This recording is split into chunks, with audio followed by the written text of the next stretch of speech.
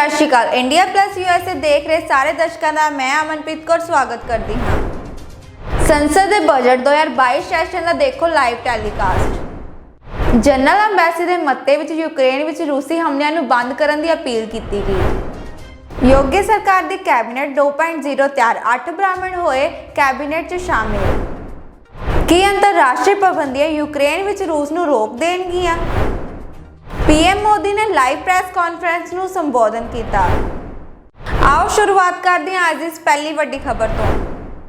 संसद ਦੇ budget 2022 session ਦਾ ਦੇਖੋ ਲਾਈਵ ਟੈਲੀਕਾਸਟ। ਸੰਸਦ ਦੇ ਬਜਟ 2022 ਸੈਸ਼ਨ ਵਿੱਚ ਲਾਈਵ ਅਪਡੇਟ। ਸੰਸਦ ਦੇ ਬਜਟ ਸੈਸ਼ਨ ਦੇ ਦੂਜੇ ਪੜਾਅ ਦਾ ਅੱਜ 10ਵਾਂ ਦਿਨ ਹੈ। ਮਹਿੰਗਾਈ ਦੇ ਮੁੱਦੇ ਤੇ ਅੱਜ ਰਾਜ ਸਭਾ ਅਤੇ ਲੋਕ ਸਭਾ 'ਚ ਫਿਰ ਹੰਗਾਮਾ ਹੋਇਆ। ਵਿਰੋਧੀ ਧਿਰ ਨੇ ਕੇਂਦਰ ਸਰਕਾਰ ਨੂੰ ਇੱਧਰ ਦੀਆਂ ਕੀਮਤਾਂ ਵਿੱਚ ਕੀਤੇ ਵਾਧੇ ਨੂੰ ਵਾਪਸ ਲੈਣ ਲਈ ਕਿਹਾ ਤੇ ਪ੍ਰਧਾਨ ਮੰਤਰੀ ਨਰਿੰਦਰ ਮੋਦੀ ਨੂੰ ਇਸ ਮੁੱਦੇ ਤੇ ਬਿਆਨ ਦੇਣ ਲਈ ਵੀ ਕਿਹਾ। ਰਾਜ ਸਭਾ ਵਿੱਚ ਵਿਚਾਰਨ ਅਤੇ ਵਾਪਸੀ ਲਈ ਸੂਚੀਬੱਧ ਵਿੱਚ ਵਿਨਿਯੋਜਨ ਬਿੱਲ 2022 ਅਤੇ ਵਿੱਤੀ ਬਿੱਲ 2022 ਸ਼ਾਮਲ ਹਨ। जो देश की सबसे बड़ी पंचायत से अपेक्षा की जाती है वो सब कुछ हो रहा है। जहाँ तक आज की बात करूँ, पराकर राम जैसा बताया कि सबसे पहले जो प्रश्नकाल से शुरुआत होती है, आज बहुत अहम प्रश्न हैं। इसमें एग्रीकल्चर जो कृषि मंत्रालय से जुड़े 4 प्रश्न हैं, फिशरीज से जुड़े 3 प्रश्न हैं, फूड प्रोसेसिंग से 2, रूरल डेवलपमेंट से जुड़े 3 और यूथ अफेयर्स और स्पोर्ट्स से जुड़े हुए 3 प्रश्न हैं और होम अफेयर्स से जुड़े भी 2 प्रश्न हैं। अगर अहम प्रश्न जो जनता से सीधे जुड़े हुए उनकी मैं बात करूँ आपसे, तो जैविक उत्पादन का राष्ट्रीय कार्यक्रम उसको लेकर जो है डॉक्टर सुजय विखे पाटिल जो है बीजेपी अहमदनगर से सांसद है, उनका सवाल होगा। उसके साथ एक संजय यादव हैं, शिवसेना के परभणी से वो संसद सदस्य हैं, उनका सवाल एक जिला एक उत्पाद पे रहने वाला है। उत्तर प्रदेश में ये अच्छी तरह से हो चुका है, चुनाव में उसका फायदा भी हुआ है बीजेपी को, तो ये पूरे देश में लागू हो इसके बारे में सवाल है संजय यादव की तरफ से। और जहाँ तक स्पोर्ट्स की बात है तो रमेश चंद्र कौशिक हैं, ये सोनीपत हरियाणा के सांसद हैं। उन्होंने जो पूरे देश में खेलो इंडिया का जो है कैसे कार्यक्रम है उसका राज्यवार ब्यौरा मांगा है कि हर राज्य खेलो इंडिया के अंतर्गत कौन कौन सी जो कार्यक्रम है वो आगे बढ़ा रहे हैं। वैसे ही गणेश सिंह जो सतना के सांसद हैं, उनका सवाल है कि मान्यता प्राप्त जो खेल हैं उनके लिए खेल मंत्रालय कौन कौन सी चीज़ें दे रहे हैं। तो ऐसे सवाल हैं जो खेल मंत्रालय से जुड़े हुए हैं। और इसी तरह जो है दिव्यांगजनों के लिए भी, क्योंकि देश में जो है प्रतिबिंब 1,30,00,000 जो है दिव्यांग लोग हैं, पर जो रजिस्टर्ड हैं जिनको फ़ायदा हो रहा है वो 34 लाख हैं। तो ये जो कांग्रेस की एस ज्योति मणि हैं और TN प्रतापन हैं, उनकी तरफ से दिव्यांगजनों के कल्याण के लिए सवाल जो है, ये सारे सीधे ऐसे सवाल हैं जो देश की आम जनता से, आम लोगों से जुड़े हुए हैं। इसके अलावा जो है पेपर ले की बात करें अगर तो 8 मंत्री सूचीबद्ध है उसमें। इसके अलावा 2 रिपोर्ट रखी जानी है बिजनेस एडवाइजरी कमेटी की। अर्जुन राम मेघवाल जी हैं और साथ में अधीर रंजन चौधरी उसके सदस्य हैं। ये रिपोर्ट पेश होनी है। इसके अलावा श्रम, वस्त्र और जो स्किल डेवलपमेंट स्थायी समितियां हैं जिसके अध्यक्ष भर्तृहरि मेहताब हैं और गणेश सिंह उसके सदस्य हैं, इसकी रिपोर्ट भी रखी जानी है। अहम बात जो यहाँ है कि 2 मंत्री जो है स्टेटमेंट रखने वाले हैं आज लोकसभा में। इनमें कृष्णपाल जी हैं, भारी उद्योग राज्य मंत्री हैं। कोविड-19 के दौरान जो आत्मनिर्भर भारत की योजनाएं थी इंडस्ट्री को लेकर, उसमें जो पेश की गई थी रिपोर्ट, 307वीं रिपोर्ट थी, उसका जो कामकाज क्या हुआ है उसके बारे में कृष्णपाल अपनी बात रखेंगे। और इसके अलावा अजय कुमार टेनी जो हैं गृह राज्य मंत्री हैं, वो भी बात रखेंगे। महिलाओं और बच्चों के प्रति अत्याचार और अपराध जो है उसको लेकर जो 230वीं रिपोर्ट रखी गई थी उसमें क्या एक्शन टेकन रिपोर्ट हुई, ये बात जो है रखी जानी है। इसके बाद जो है सूचीबद्ध जो सबसे अहम है, जैसा आपने बताया कि the chartered accountants, the cost and work accountants and the company secretaries amendment bill 2021, इसके ऊपर ये सूचीबद्ध है। ये विचार के लिए और उसको पारित करने के लिए इसमें है। इससे पहले प्रतिदिन जो कल जो है दंड प्रक्रिया पहचान विधेयक 2022 जो है उसको पेश किया गया था सरकार को। क्योंकि ये पेश किया गया था पटल पर पेश किया गया था ये विधेयक, तो इसको लेकर जो है सरकार को पेश करने में ही वहां पे डिवीजन हो गया। हालांकि डिवीजन जब हुआ तो एक जानकारी और लेना चाहूंगा पवन, जब हम लोग बातचीत कर रहे हैं तो बीजेपी संसदीय बोर्ड की बहुत महत्वपूर्ण बैठक संसद भवन के बहुत नजदीक चल रही है, तो क्या ये बैठक जो संसद की कार्रवाई है इससे कुछ जुड़ी हुई है? कोई विशेष कुछ वहां पर योजना बनाई जा रही है? कुछ जानकारी है क्या आपके पास? जी, प्रतिबिंब क्योंकि बैठक अभी चल रही है और उसके बाद जो है हर मंगलवार को बीजेपी पार्लियामेंट्री बोर्ड की जो पार्लियामेंट्री दल है उसकी मीटिंग होती है। अंबेडकर इंटरनेशनल सेंटर में वो बैठक चल रही है। उसमें जाहिर तौर पे प्रधानमंत्री भी अपनी बात रखे हैं, बाकी बातें वहाँ अंदर मीटिंग में क्या हुआ ये बातें सामने नहीं आ रही, पर जाहिर तौर पर जो बिल पेश होने हैं, जो जो संसदीय कार्रवाई पार्लियामेंट में होनी है, उसको लेकर निर्देश पार्टी की तरफ से अपने संसद सदस्य को दिए जाते हैं। जी, और जी। इसमें क्या हुआ है वो बातें भी अभी सामने आ तो जाएंगी। ये इसलिए भी महत्वपूर्ण हो जाता है पवन, क्योंकि कल दंड प्रक्रिया पहचान विधेयक 2022 पेश करने के लिए भी काफी जद्दोजहद करना पड़ा था सत्ता पक्ष को। बिल्कुल, जैसा मैं आपसे कह रहा था कि ये जब बिल इंट्रोड्यूस ही हुआ तो वहां पे डिवीजन हो गया। जी। हालांकि 120 सदस्य जो हैं इसके पक्ष में थे, 58 जो है विपक्ष में थे। विपक्ष की तरफ से चाहे वो मनीष तिवारी हो, चाहे सौगत राय हो, चाहे बाकी जितने भी एन.के. प्रेमचंद्रन हो, सभी जो बड़े विधायी कार्यों को लेकर पैनी नजर रखते हैं पक्ष पे, तो वो उन लोगों ने कहा कि ये जो है ह्यूमन राइट्स का वायलेशन है, ऐसा सवाल उन्होंने शुरुआत में उठा दिया। और इसको लेकर जो है, क्योंकि अजय मिश्रा टेनी ने ये रखा था, प्रस्ताव रखा था, तो उसके बाद वहां पे सरकार के सामने ऐसी भी स्थिति आ गई कि क्या संसद सदस्य सिर्फ बीजेपी के 120 ही हैं, क्योंकि 120 वहां पे फेवर में आए, तो संख्या क्योंकि पार्टी की तो 300 के करीब है, तो सभी संसद सदस्य मौजूद रहने चाहिए। तो जाहिर तौर पे पार्टी की तरफ से निर्देश आएंगे कि जब ऐसे महत्वपूर्ण विधेयक संसद में आए तो सभी जो है सांसद मौजूद रहें, नहीं तो पार्टी के लिए किरकिरी साबित होती है। पर जी, आप लगातार बने रहें पवन, अभी तक की अपडेट के लिए धन्यवाद। लेकिन और अपडेट के लिए वापस आपके पास आएंगे। हम बता दें कि सुजीत कुमार माननीय सांसद बीजेडी राज्यसभा हमारे साथ जुड़ गए हैं। सुजीत जी, बहुत बहुत स्वागत है। पहले रिएक्शन चाहूँगा, अभी तक 10वां दिन है बजट सत्र के दूसरे भाग का, कितना महत्वपूर्ण देख रहे हैं ये 10 दिनों का जो कार्य हुआ है? देखिए, एक तो ये जो सेकंड पार्ट है बजट सेशन का जी, ये काफ़ी सुचारू रूप से चल रहा है, बहुत ही अच्छा संकेत है हमारे गणतंत्र के लिए। और जो हम लोग विंटर सेशन में देखे थे और पहले देखे थे, बहुत शोर शराबा और हंगामा के चलते बजट पार्लियामेंट ठीक से चल नहीं पाया था। तो मैं धन्यवाद दूंगा सारे सांसदों को और सारे पॉलिटिकल पार्टियों को कि जो अभी ये जो परंपरा ये हमेशा बनी रहे। और हमारी पार्टी, मैं पहले भी बोल चुका हूँ, संसद टीवी में कई बार बोल चुका हूँ कि हमारी पार्टी बीजू जनता दल, हम लोग हमेशा एक कंस्ट्रक्टिव क्रिटिसिज्म में बिलीव करते हैं। हम लोग कभी वेल पे नहीं जाते हैं, कभी भी शोर शराबा हंगामा बिलीव नहीं करते हैं। हम लोग खूब आलोचना करते हैं सरकार की, और जो अच्छी चीज़ें उसको भी बताते हैं। तो ये बहुत ही अच्छा संकेत है। और अभी ये एप्रोप्रिएशन बिल और फिनेंस बिल आज राज्यसभा में आज उसका डिस्कशन खत्म होगा, मंत्री जी उसका उत्तर रखेंगे और फिर वो बिल रिटर्न हो जाएगा लोकसभा को जी। और अभी जो CA/CS and cost accountant amendment bill आज लोकसभा में शायद उसका इंट्रोडक्शन है, उसके बाद वो राज्यसभा में आएगा। तो मैं मानता हूँ कि ये सेशन बहुत अच्छा चल रहा है और काफ़ी अच्छा आलोचना हो रहा है। अभी प्राइवेट मेंबर रेजोल्यूशन एक आलोचना हो रहा था हमारा शुक्रवार को, राकेश सिन्हा जी, डॉक्टर राकेश सिन्हा उसका इंट्रोडक्शन किए थे। तो जो अपना इंडियन नॉलेज सिस्टम है, अपनी परंपरा, अपनी सभ्यता, अपनी जो कल्चर है, उसको कैसे हम लोग आगे ले सकते हैं, उसका बढ़ावा कैसे कर सकते हैं, उसको कैसे हम लोग, जो एक पॉजिटिव नैरेटिव है इंडियन हिस्ट्री, इंडियन सिविलाइजेशन को लेके, उस बारे में चर्चा हुआ था। तो उसमें cutting across party lines, Congress के, बीजेपी के, बीजेडी हमारी पार्टी से, और जो इंडिपेंडेंट मेंबर्स भी कुछ थे, सारे सांसदों ने बहुत ही अच्छा चर्चा किया। बहुत ही एक अच्छा संकेत देश को गया, मैं मानता हूँ। तो ऐसी ही चर्चा होनी चाहिए। जी, रघुराम कृष्ण जी यहाँ पर बीजेडी के माननीय सांसद हैं सुजीत कुमार जी, और हमने सदन के भीतर देखा भी है कि विरोध के लिए विरोध नहीं किया जाता, या फिर केवल समर्थन किसी विषय को आंख मूंद कर नहीं किया जाता। बीजेडी के माननीय सांसद सभी विषयों पर अपनी बात रखते हैं, बहुत करीने से रखते हैं, और देख लेते हैं कि कौन सा विषय जो है जनता के हित में है या फिर उनको जो है कहीं ना कहीं परेशानी दे सकता है, उस हिसाब से सपोर्ट करते हैं। और ऐसा ही हमने कहीं ना कहीं कमोबेश YSR-CP का भी देखा है कि सदन के भीतर जो है विषयों के आधार पर अपना समर्थन और विरोध दर्ज करवाते हैं। अभी तक की कार्रवाई किस तरीके से? ਜਨਰਲ ਅੰਬੈਸੀ ਦੇ ਮਤੇ ਵਿੱਚ ਯੂਕਰੇਨ ਵਿੱਚ ਰੂਸੀ ਹਮਲਿਆਂ ਨੂੰ ਬੰਦ ਕਰਨ ਦੀ ਅਪੀਲ ਕੀਤੀ ਗਈ। ਮਤੇ ਵਿੱਚ ਮੰਗ ਕੀਤੀ ਗਈ ਹੈ ਕਿ ਰੂਸ ਤੁਰੰਤ ਪੂਰੀ ਤਰ੍ਹਾਂ ਬਿਨਾਂ ਕਿਸੇ ਸ਼ਰਤਾਂ ਆਪਣੀਆਂ ਸਾਰੀਆਂ ਫੌਜਾਂ ਬਲਾਂ ਨੂੰ ਅੰਤਰਰਾਸ਼ਟਰੀ ਤੌਰ ਤੇ ਮਾਨਤਾ ਪ੍ਰਾਪਤ ਸਰਹੱਦ ਦੇ ਅੰਦਰ ਯੂਕਰੇਨ ਦੇ ਖੇਤਰ ਤੋਂ ਵਾਪਸ ਲੈ ਲਵੇ। ਇਸ ਨੂੰ 90 ਤੋਂ ਵੱਧ ਦੇਸ਼ਾਂ ਦੁਆਰਾ ਸਪਾਂਸਰ ਕੀਤਾ ਗਿਆ ਸੀ ਅਤੇ ਇਸ ਨੂੰ ਪਾਸ ਕਰਨ ਲਈ ਅਸੈਂਬਲੀ ਵਿੱਚ 2/3 ਬਹੁਮਤ ਦੀ ਲੋੜ ਸੀ।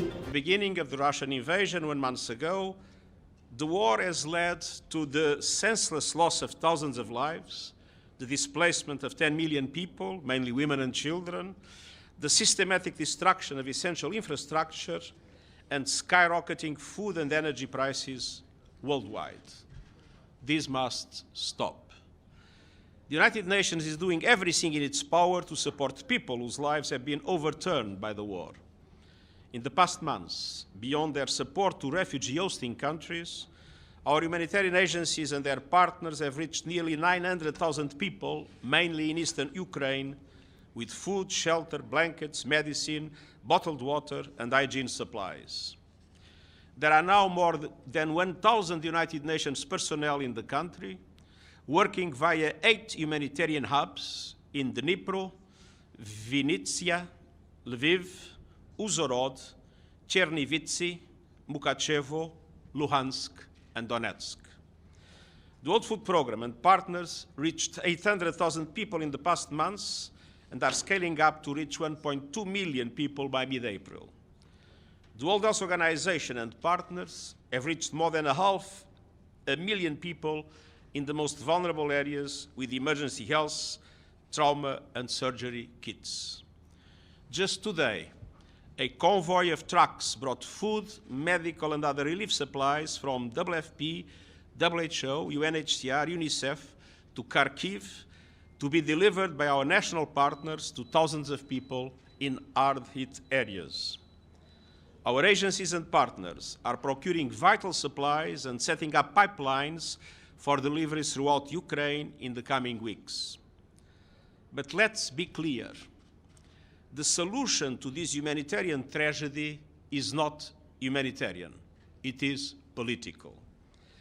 I'm therefore appealing for an immediate humanitarian ceasefire to allow for progress in serious political negotiations aiming at reaching a peace agreement based on the principles of the United Nations Charter. A cessation of hostilities will allow essential humanitarian aid to be delivered and enable civilians to move around safely. It will save lives, prevent suffering, and protect civilians. I hope a ceasefire will also help to address the global consequences of this war, which risks compounding the deep hunger crisis in many developing countries that already lack fiscal space to invest in their recovery from the pandemic and now face soaring food and energy costs. I strongly appeal to the parties to this conflict and to the international community as a whole to work with us for peace in solidarity with the people of Ukraine and across the world. Thank you. Thank you very much, Mr. Secretary General. Can you expand a bit on what Mr. Griffiths is being asked to do, and is he going to go to the region? Is he going to try and meet with senior leaders both in Moscow and in Ukraine? And how quickly is he going to basically start this peace effort? Well, he will immediately start. He's in Kabul today and will be coming back. And he already made some contacts. And of course, I hope that he will be able to go to both Moscow and Kiev as soon as that becomes possible. It's very important to establish a serious dialogue with both parties in relation to the possibility of this humanitarian ceasefire. And you mentioned the appeal to the rest of the world. Are you asking the European Union, other regional organizations? Now, I've been in close contact with several countries that have been talking to the parties at the highest level in order to explore the different forms of mediation leading to a political solution. I've been in very close contact with our Turkish friends, with Qatar, with Israel, with India, China, but also France, Germany. And it is my belief that all these efforts are essential in order to create the conditions to allow for finally this war to come to an end. And are all those countries supporting this effort? I hope so. Alan Bukati, we are overseas. Thank you very much, Mr. Secretary General. You mentioned you're calling for the immediate ceasefire in your intervention. As far as you remember, the draft resolution considered last week by the Security Council contained the provisions about the negotiated ceasefire, but the Security Council failed to adopt it. Do you consider it as a mistake? And the second question, please, what are your expectations of tomorrow's humanitarian meeting by the Security Council in Ukraine? Well, first of all, the Security Council decides whatever the Security Council decides, but that doesn't mean that anyone in the Security Council is against a negotiated ceasefire, as you mentioned. So I strongly hope that there will be goodwill from all sides in order for this ceasefire to take place.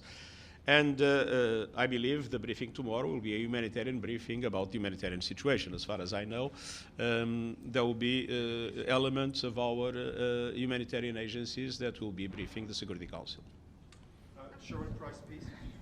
Secretary General, Russian leaders at the highest levels continue to assert their right to use nuclear weapons if and when a scenario is required for such a move. We are also seeing reports of nuclear facilities in Ukraine being targeted by strikes. Are you concerned that we are now on the cusp of either a biological conflict here or a nuclear war? Well, I was this morning in contact with the Director General of International Atomic Energy Agency.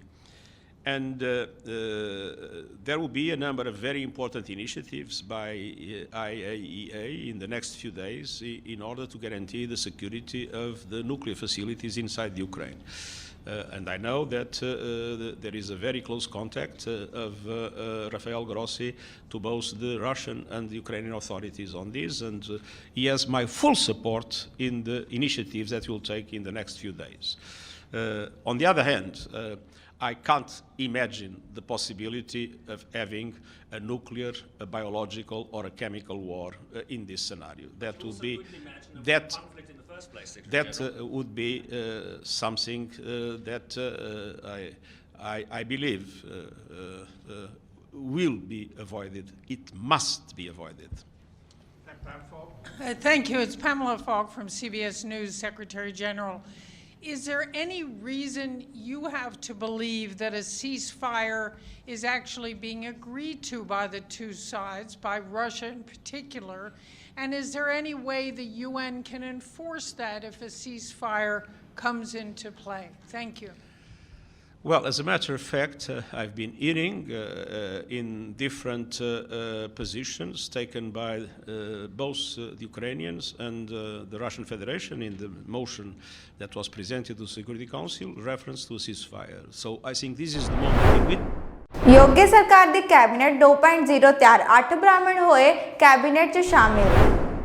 Uttar Pradesh की योगी आदित्यनाथ सरकार की cabinet 2.0 तैयार है। राज के नाराज ब्राह्मण वर्ग ਨੂੰ शांत ਕਰਨ ਲਈ ਪੂਰਨਵਾਚਕ ਦੇ ਬਜ਼ੁਰਗ ब्राह्मण नेता ब्रिजेन पाठक ਨੂੰ उप मुख मंत्री ਦਾ ਅਹੁਦਾ ਦਿੱਤਾ ਗਿਆ ਸੀ। ਉਹਨਾਂ ਤੋਂ ਇਲਾਵਾ 7 ਹੋਰ ब्राह्मण नेतावां ਨੂੰ ਮੰਤਰੀ ਮੰਡਲ 'ਚ ਸ਼ਾਮਿਲ ਕੀਤਾ ਗਿਆ ਸੀ।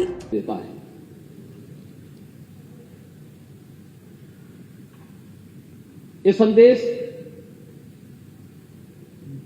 अध्यक्ष पद जैसे गरिमामय पद के लिए तो है ही, हमारी लोकतांत्रिक परंपराओं को पुष्ट और मजबूत करने की दृष्टि से भी महत्वपूर्ण है, और उससे भी महत्वपूर्ण कि लोकतंत्र के जो दो पहिए हैं, एक सत्ता पक्ष है, एक विपक्ष है, दोनों मिलकर के उत्तर प्रदेश की 25 करोड़ जनता के सर्वांगीण विकास के कार्यों को भी एक नई ऊंचाई तक पहुंचा करके नए भारत का नया उत्तर प्रदेश बनाने में अपना योगदान दे सकते हैं। और यह संदेश उत्तर प्रदेश की कोटि कोटि जनमानस के बीच में एक बहुत सकारात्मक संदेश देता है। हमने अभी मार्च प्रथम सप्ताह तक चुनाव के दौरान देखा, एक दूसरे पर आरोप प्रत्यारोप आक्षेप और बयानबाजियों का जो दौर चलता रहा, हर दल अपने अनुसार करता था। लेकिन एक चीज है जो हम देश के अंदर भी देखते हैं, उत्तर प्रदेश के अंदर भी देखते हैं, जनता कभी नकारात्मकता को स्वीकार नहीं करती, कभी नहीं। नकारात्मकता के लिए उसके हृदय में कोई स्थान है ही नहीं। जो सकारात्मक होगा, जो प्रगतिशील होगा, जो लोक कल्याण का कारक होगा, जनता उसी को अंगीकार करती है। जो नकारात्मक होगा, हमारे समाज ने, हमारे देश ने कभी भी नकारात्मकता को कभी भी कोई महत्व नहीं दिया। नकारात्मकता जीवन में कभी प्रगति नहीं कर सकती है। सकारात्मकता से ही हम न केवल प्रगति के मार्ग को आगे बढ़ा सकते हैं, बल्कि सकारात्मकता के भाव से ही लोक कल्याण का मार्ग भी प्रशस्त कर सकते हैं। और आज जब देश की अपेक्षाएं उत्तर प्रदेश जैसे राज्य से हो, हर एक क्षेत्र में हो, दुनिया जब अपने द्वंद्व में उलझी हुई हो, उन स्थितियों में भारत से जो अपेक्षाएं हैं, भारत उस प्रकार की अपेक्षाएं उत्तर प्रदेश से रखता है और उत्तर प्रदेश को उन अपेक्षाओं पर खरा उतरने के लिए अपने आप को तैयार करना है। और लोकतांत्रिक व्यवस्था में जब सत्ता पक्ष और विपक्ष मिलकर के एक साथ मिलकर के इस अभियान का सहभागी बनता है, तो वह 1 और 1 2 नहीं होता है, बल्कि वह मिलकर के 11 की ताकत बनकर के मजबूती के साथ लोकतंत्र की इस व्यवस्था को न केवल पुष्ट करता है, बल्कि इसे और भी मजबूती के साथ आगे बढ़ाने का कार्य करता है। उन जनाकांक्षाओं की पूर्ति करने का माध्यम बनता है, जिसके लिए आम जनमानस ने हमारी इन सभी जनप्रतिनिधियों पर विश्वास किया है। ये सभी चुनाव जीत करके आए जनता के सामने। आम जनमानस ने इन पर विश्वास किया। आम जनमानस का इन पर एक नया विश्वास प्रकट हुआ है और उस विश्वास पर कहीं भी हमें कोई भी किसी भी प्रकार से उसे अविश्वास में नहीं बदलने देना है। यह हमारा लक्ष्य होना चाहिए और इस दिशा में प्रयास की शुरुआत कल से मैं देख रहा हूं। माननीय सदस्यों ने शपथ ग्रहण किया। शपथ ग्रहण करने के बाद जिस सकारात्मक भाव के साथ शपथ ग्रहण का कार्यक्रम प्रारंभ हुआ, मैंने देखा है कि कल तक यहां पर 343 मान्य सदस्यों ने एक दिन में ही शपथ ग्रहण कर लिया था। 60 मान्य सदस्य बच गए थे, उनका शपथ ग्रहण अधिकतर ने आज। ਕੀ ਅੰਤਰਰਾਸ਼ਟਰੀ ਪਾਬੰਦੀਆਂ ਯੂਕਰੇਨ ਵਿੱਚ ਰੂਸ ਨੂੰ ਰੋਕ ਦੇਣਗੀਆਂ? ਸੰਯੁਕਤ ਰਾਜ ਨੇ ਰੂਸ ਨੂੰ ਗਲੋਬਲ ਵਿੱਤੀ ਪ੍ਰਣਾਲੀ ਤੋਂ ਅਲੱਗ-ਅਲੱਗ ਕਰਨ ਅਤੇ ਇਸਦੀ ਫੌਜੀ ਕਿਨਾਰੇ ਨੂੰ ਕਮਜ਼ੋਰ ਕਰਨ ਲਈ ਸਹਿਯੋਗੀਆਂ ਨਾਲ ਤਾਲਮੇਲ ਕਰਨ ਲਈ ਪਾਬੰਦੀਆਂ ਲਾਗੂ ਕੀਤੀਆਂ ਹਨ। ਇਹ ਪਾਬੰਦੀਆਂ 2014 ਵਿੱਚ ਕੀਮੀਆ ਨੂੰ ਆਪਣੇ ਨਾਲ ਜੋੜਨ ਤੋਂ ਬਾਅਦ ਵਾਸ਼ਿੰਗਟਨ ਦੁਆਰਾ ਰੂਸ ਨੂੰ ਪ੍ਰਭਾਵਿਤ ਕਰਨ ਵਾਲੇ ਲੋਕਾਂ ਦੀ ਖਿੱਚ ਵਿੱਚ ਵਾਧਾ ਕਰਦੀਆਂ ਹਨ। Наші захисники просуваються на Київщині, повертають контроль над українською територією. Звільнили Ірпінь. Молодці. Вдячен кожному і кожній, усім, хто працював на цей результат. Окупантів відштовхують від Ірпеня, відштовхують від Києва. Проте все ж зарано говорити про безпеку в цій частині нашої області. Бойові дії тривають. Російські війська утримують під своїм контролем північ Київщини, мають ресурси і живу силу, намагаються відновлювати розбиті підрозділи. Рівень їхніх втрат навіть у 90% не є для них аргументом, щоб зупинятись. Сотні й сотні одиниць спаленої і залишеної ворожої техніки не переконують їх, що так буде з кожним. Чернігівщина, Сумщина, Харківщина, Донбас, південь України. Ситуація всюди залишається напруженою, дуже складною.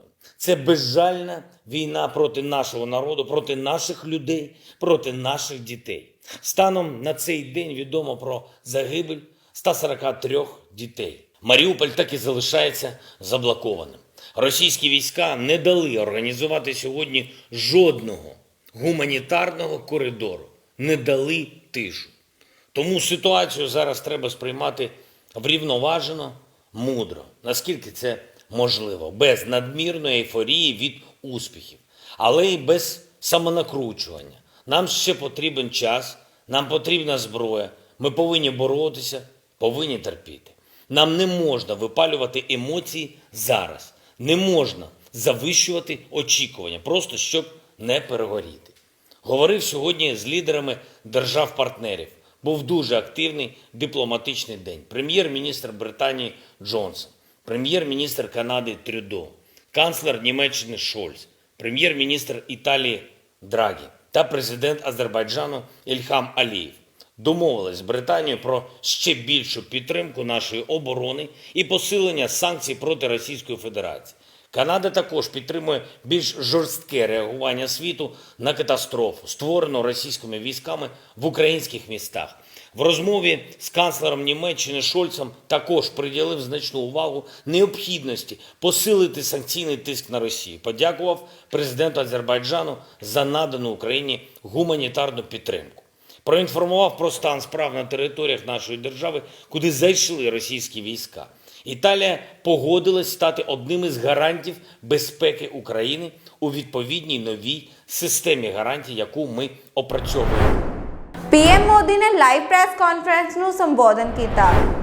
ਪੀਐਮ ਨਰਿੰਦਰ ਮੋਦੀ ਨੇ ਮੱਧ ਪ੍ਰਦੇਸ਼ ਦੇ ਲੋਕਾਂ ਨੂੰ ਲੈ ਕੇ ਵੱਡਾ ਬਿਆਨ ਦਿੱਤਾ ਹੈ। ਉਹਨਾਂ ਨੇ ਕਿਹਾ ਕਿ ਉੱਥੋਂ ਦੇ ਲੋਕਾਂ ਨੂੰ ਪੱਕਾ ਘਰ ਮਿਲ ਰਿਹਾ ਹੈ ਤੇ ਮੈਂ ਤੁਹਾਨੂੰ ਸਾਰਿਆਂ ਨੂੰ ਬਹੁਤ-ਬਹੁਤ ਮੁਬਾਰਕਾਂ ਦਿੰਦਾ ਹਾਂ। केंद्रीय मंत्रिमंडल में मेरे सहयोगीगण,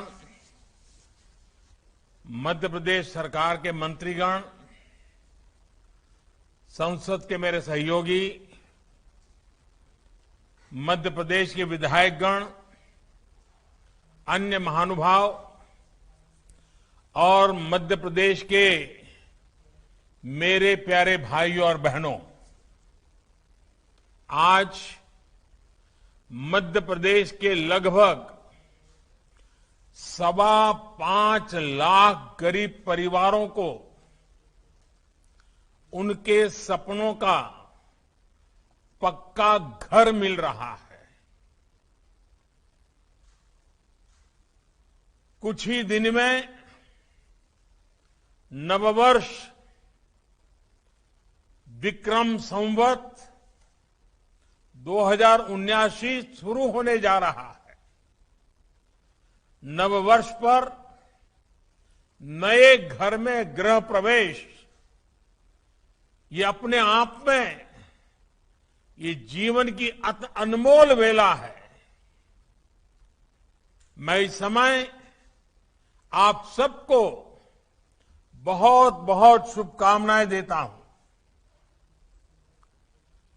साथियों, हमारे देश में कुछ दलों ने गरीबी दूर करने के लिए नारे बहुत लगाए, लेकिन गरीबों को सशक्त करने के लिए जितना होना चाहिए था वो नहीं हो पाया।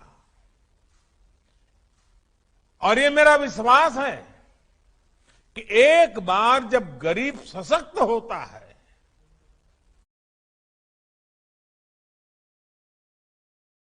तो उसमें गरीबी से लड़ने का हौसला आता है। एक ईमानदार सरकार के प्रयास, एक सशक्त गरीब के प्रयास जब साथ मिलते हैं तो गरीबी भी परास्त होती है।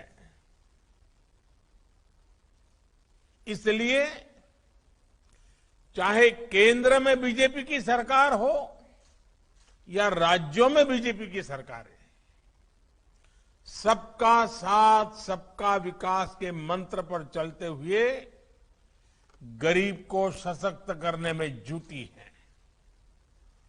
आज का ये कार्यक्रम इसी अभियान का हिस्सा है। प्रधानमंत्री आवास योजना के तहत गांवों में बने ये 5.25 लाख घर सिर्फ एक आंकड़ा नहीं है। ये 5.25 लाख घर देश में सशक्त होते गरीब का पहचान बन गए हैं। ये 5.25 लाख घर भाजपा सरकार के सेवा भाव की मिसाल है। ये 5.25 लाख घर गांव की गरीब महिलाओं को लखपति बनाने के अभियान का प्रतिबिंब है। मध्य प्रदेश के दूर सुदूर गांवों में, हमारे आदिवासी अंचलों में गरीबों को ये घर दिए जा रहे हैं। मैं मध्य प्रदेश के लोगों को इन 5.25 लाख घरों के लिए बधाई देता हूं। भाइयों और बहनों, गरीब को अपना पक्का घर देने का ये अभियान सिर्फ एक सरकारी योजना मात्र नहीं है। ये गांव को, गरीब को विश्वास देने की प्रतिबद्धता है। ये गरीब को गरीबी से बाहर निकालने की, गरीबी से लड़ने की हिम्मत देने की पहली सीढ़ी है। जब गरीब के सिर पर पक्की छत होती है तो वो अपना पूरा ध्यान बच्चों की पढ़ाई और दूसरे कामों में लगा पाता है। जब गरीब को घर मिलता है तो उसके जीवन में एक स्थिरता आती है। इसी सोच के साथ हमारी सरकार पीएम आवास योजना को सर्वोच्च प्राथमिकता दे रही है। पिछली सरकार ने, मेरे आने से पहले जो लोग थे, उन्होंने अपने कार्यकाल में कुछ लाख घर ही बनवाए थे। वहीं हमारी सरकार गरीबों को करीब करीब 2.5 करोड़ घर बनाकर दे चुकी है। इसमें 2 करोड़ घर गांवों में बनाए गए हैं। बीते 2 सालों में कोरोना के कारण आई अड़चनों के बावजूद इस काम को धीमा नहीं पड़ने दिया। मध्य प्रदेश में भी लगभग 30.5 लाख स्वीकृत आवासों में से 24 लाख से अधिक पूरे हो चुके हैं। इसका बहुत बड़ा लाभ बैगा, सहरिया और भरिया ऐसे ऐसे समाज के उन वर्गों को भी हो रहा है जो कभी पक्के घर के बारे में सोच भी नहीं सकते। ਇਹ ਸਨ ਅੱਜ ਦੀਆਂ ਮੁੱਖ ਖਬਰਾਂ। ਮੈਨੂੰ ਅਮਨਪ੍ਰੀਤ ਨੂੰ ਦਿਓ ਇਜਾਜ਼ਤ ਤੇ ਹੋਰ ਵਧੇਰੇ ਖਬਰਾਂ ਦੇ ਲਈ ਜੁੜੇ ਰਹੋ ਇੰਡੀਆ ਪਲੱਸ USA ਦੇ ਨਾਲ। ਸਤਿ ਸ਼੍ਰੀ ਅਕਾਲ। फ्री सेवा फ्री समाधान बाबा कबीर खान जी काले इलम ते रूहानी इलम दे माहिर 2 घंटे विच घर बैठे एक फोन ते तुरंत समाधान करवाओ, जिवें वशीकरण करना ਜਾਂ ਤੋੜਨਾ, मन चाया प्यार, घरेलू कलेश, कीता कराया कारोबार विच घाटा, विदेश विच पक्के ना होना, माता पिता मनाउणा, लॉटरी नंबर तुरंत निकलवाओ, सौतन दुश्मन छुटकारा, धोखा खादे लोग सानू तुरंत फोन करो। Mobile number 97797 19721 97797 19721।